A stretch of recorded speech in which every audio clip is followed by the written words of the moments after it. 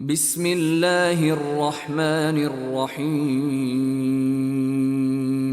فبأي آلاء ربكما تكذبان فيهما من كل فاكهة زوجان فبأي آلاء ربكما تكذبان متكئين على فرش بطائنها من استبرق وجنى الجنتين دان فبأي آلاء ربكما تكذبان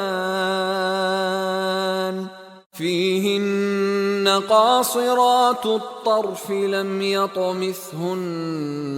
إنس قبلهم ولا جان فبأي آلاء ربكما تكذبان كأنهن الياقوت والمرجان فبأي آلاء ربكما تكذبان هل جزاء الإحسان إلا الإحسان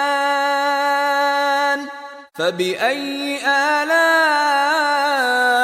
ربكما تكذبان ومن دونهما جنتان فبأي آلاء ربكما تكذبان مدهامتان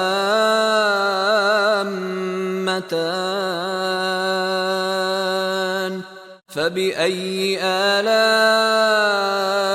ربكما تكذبان